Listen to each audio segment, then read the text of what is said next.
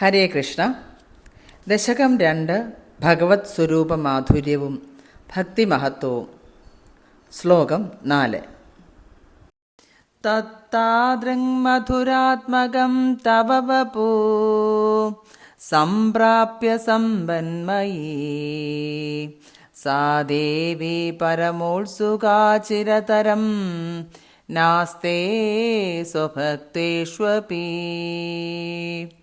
തേനാസ്യാബദ കഷ്ടമച്യുതാ വിഭോ ത്വദ്രൂപമാനോജ്ഞക പ്രേമസ്ഥൈര്യമയാതാചാപലബലാചാപല്യവാർത്തൂതഭൂത്. 4-ാമത്തെ ശ്ലോകത്തിൻ്റെ സന്ധിവിച്ഛേദം നോക്കാം. തത്താദൃങ് മധുരാത്മകം തവ വപുഹു സംപ്രാപ്യ സമ്പന്മയീ സാ ദേവി പരമോത്സുകാ ചിരതരം ന പ്ലസ് ആസ്തേ സ്വഭക്തേഷു പ്ലസ് അപി തേന പ്ലസ് അസ്യാഹ ബത, അത് കഴിഞ്ഞിട്ട് എക്സ്ക്ലമേഷൻ മാർക്ക് ഉണ്ട്. കഷ്ടം പ്ലസ് അച്യുത, അച്യുത കഴിഞ്ഞിട്ടും എക്സ്ക്ലമേഷൻ മാർക്ക് ഉണ്ട്. കഷ്ടം അച്യുത എന്നാണ്. വിഭോ, അവിടെയും എക്സ്ക്ലമേഷൻ മാർക്ക് ഉണ്ട്. ത്വദ്രൂപമാനോജ്ഞക പ്രേമസ്ഥൈര്യമയാത് പ്ലസ് അചാബലബലാത്.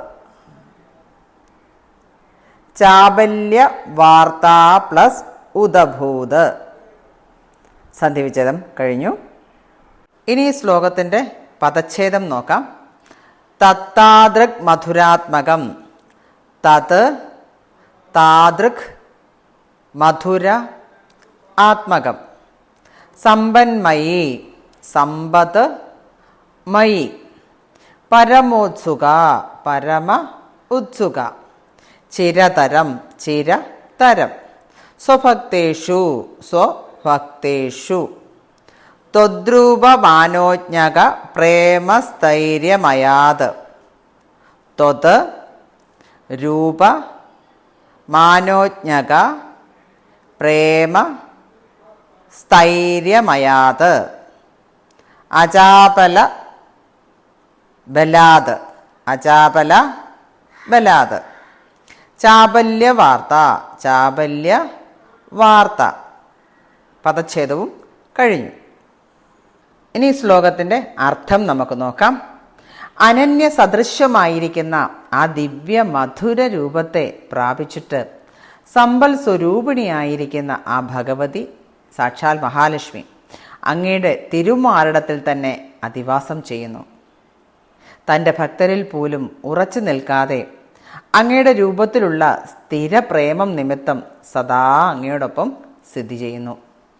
ഇക്കാരണം കൊണ്ട് തന്നെ സ്ഥിരചിത്തയായ ലക്ഷ്മി ഭഗവതിക്ക് ചപല എന്നൊരു അപവാദം ഉത്ഭവിക്കുകയും ചെയ്തു.